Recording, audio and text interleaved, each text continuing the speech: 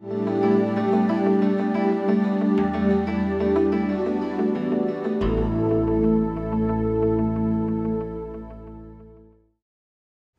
here is one of my favorite pictures of Giza that I happened to take when it was a very cloudy and dramatic stormy day, and yet the sun was piercing through the clouds and illuminating the second pyramid of Khafre.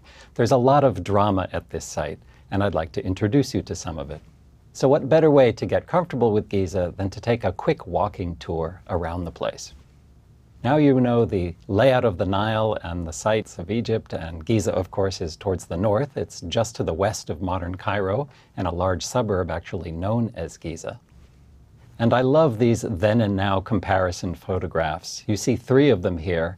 At the top, the excavations are just beginning in the early 1900s. We're on the west side of Khufu's Great Pyramid, and you can see the sand is covering just about everything.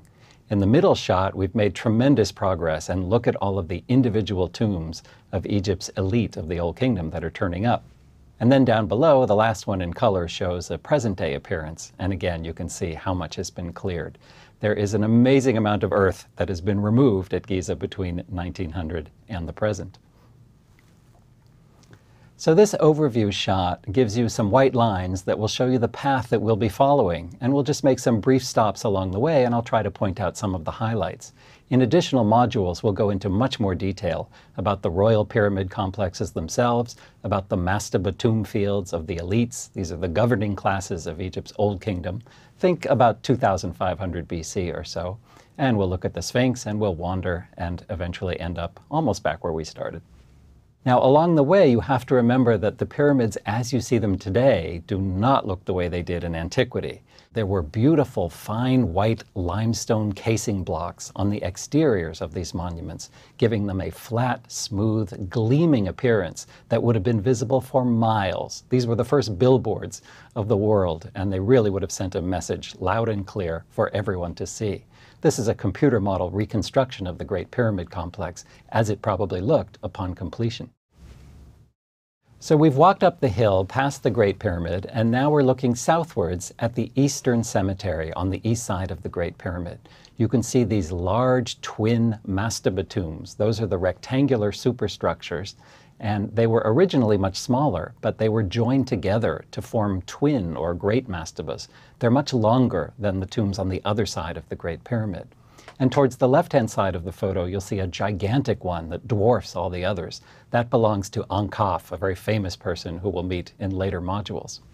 The 3 rather stumpy small pyramids that are in the right side of the photograph are queen's pyramids, meant for Khufu's queens.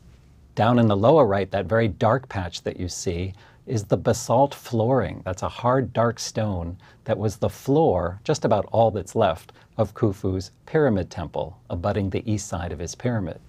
And then in 2 perpendicular arrangements, you see 2 of the 5 boat pits that also accompany the pyramid complex. Off in the distance at the top of the photograph is a nice profile view of the Sphinx. Let's head down that way next.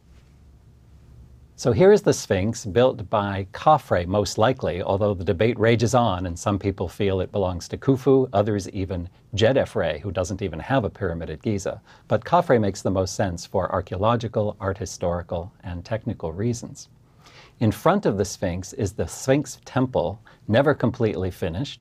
And then just off to the left in the distance is the larger and better preserved Khafre Valley Temple, with magnificent, huge stone pillars made of granite that had to be hauled from the quarries at Aswan, hundreds of miles south of Giza, and towed on barges up to the site. A little bit off and out of the picture we'll visit later are additional buildings that come from much later periods, such as the New Kingdom. So there were pharaohs that were visiting this site long after the Sphinx and the pyramids were antiquities. That adds to the richness of the story, and we'll meet some of those characters later.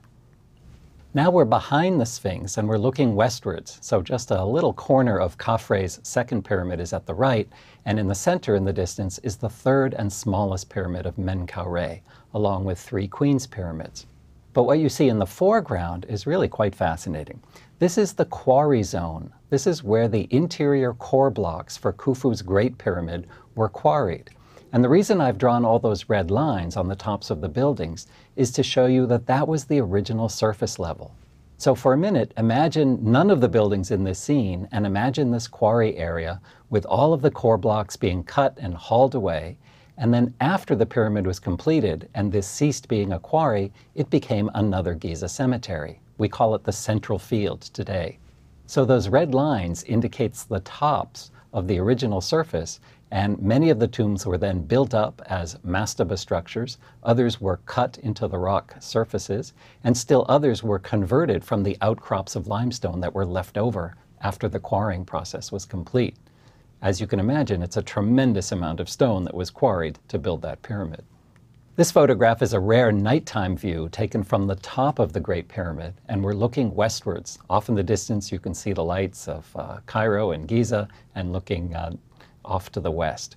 We see the second pyramid of Khafre with its recognizable white limestone casing blocks still preserved at the top, giving it a sort of white hat that makes it clearly distinguishable from the Great Pyramid itself. And then to the right are the orderly rows of mastaba tombs of the so-called Western Cemetery. Here's another view in daylight, and now you can see just how magnificent Khufu's original plan was. He laid out these buildings in orderly fashion. The original oldest ones were all the same size. They were set in these orderly streets and rows, and that was going to be the final layout of Giza. Later on, after Khufu's reign, many other Egyptians added their tombs to the area, and the pattern got a little bit confused, and you have lower class elites also adding shafts and structures in the streets in between the major tombs that Khufu originally laid out, and so things get quite confusing. All of these cemeteries have their own numbering systems given to them largely by the Harvard University Boston Museum of Fine Arts expedition, and we still use those numbers today. Finally, we come to the third and smallest pyramid of King Menkaure. Here we see it from the air, with the area in shadow at the lower right. That's the north face, and that's where the entrance is. The entrance is always on the north side for these pyramids. And then we have a good aerial view of the Menkaure Pyramid Temple abutting the east side. This was excavated in 1906 and 1907 and produced a colossal statue in travertine, alabaster, or calcite of Menkaure himself, found in several different pieces in different parts of the temple. At the top of the photograph are three Queen's pyramids, some of them unfinished, and then running down to the left you can see the beginnings of the causeway that runs eastwards and connects to Menkaure's Valley Temple.